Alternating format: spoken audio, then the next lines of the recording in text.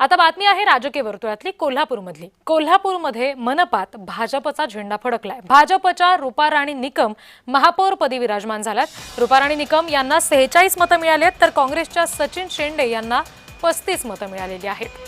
पहिल्यांदाच कोल्हापुरात भाजपचा महापौर झालेला आहे। रूपाराणी निकम यांच्या रूपाने भाजपने हा इतिहास कोल्हापुरात घडवलाय। प्रतिनिधी अमर पाटील सध्या आपल्याशी जोडले गेलेत, त्यांच्याकडून तपशील घेऊयात। अमर, पहिल्यांदाच भाजपचा महापौर कोल्हापूरमध्ये होतोय, या पार्श्वभूमीवर भाजप कार्यकर्त्यांमध्ये कसा उत्साह दिसतोय?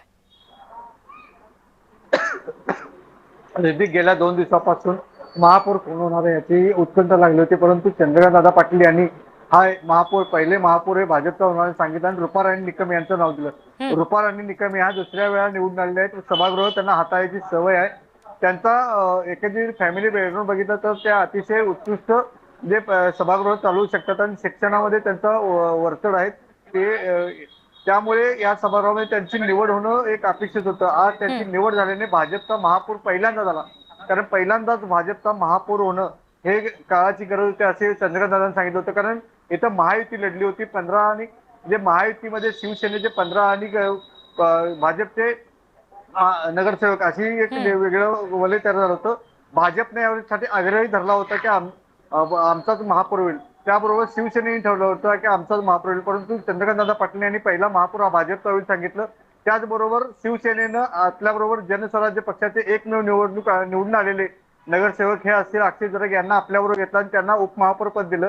त्यामुळे शिवसेनेनं येथे कुठेतरी मोठेपण दाखवलं आणि आता येणाऱ्या काळामध्ये शिवसेना महापौर कुणाला करते पाहणं गरजेचं आहे, कारण महायुती म्हणून लढलं असताना ही भाजपनं पहिला महापौर केला, त्यामुळे उत्साहाचं वातावरण होतं। रिद्धी अगदी अमर, आताच्या क्षणाला जसं आपण म्हणतोय की आता महिलेच्या हातात तर ही निश्चित सत्ता आहे।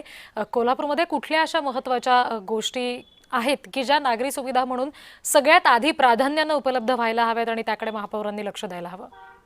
रिद्धी आता होऊ घातलेला म्हणजे आराखडा तयार आहे। अंबाबाई मंदिराचा आराखडा, विकास आराखडा तयार करण्याचं काम हे चालू आहे।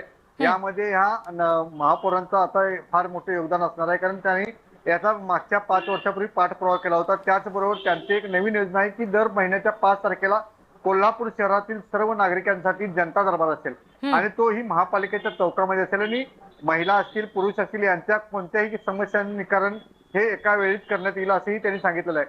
त्याचबरोबर ह्या महापौरांना ज्यांचं पाठबळ आहे ते राज्यसभेचे खासदार धनंजय माडिक यांनी तर त्यांना पाठपुरावा करून त्यांना निवडून आणण्यापर्यंत प्रयत्न केले। त्याचबरोबर कोल्हापूर जिल्ह्यातील सगळ्यात हाय व्होल्टेज लढत झाली होती ती या महापौरांची रूपाराणी निकम आणि भूपाल शेट्टे, कारण भूपाल शेट्टे 5 वेळा निवडून आले होते, नगरसेवक होते। त्यांना विरोध करत त्यांचा पराभव करत रूपाराणी निकम विजय मिळवला, त्यामुळे त्यांना त्यांच्या गळ्यात महापौराची माळ पडली। त्यांच्याबरोबर असणारे भाजपचे सर्व कार्यकर्ते उत्साही आहेत आणि सर्व नवीन योजना कोल्हापूर शहरामध्ये राबवण्याचे ते प्रयत्न करतील।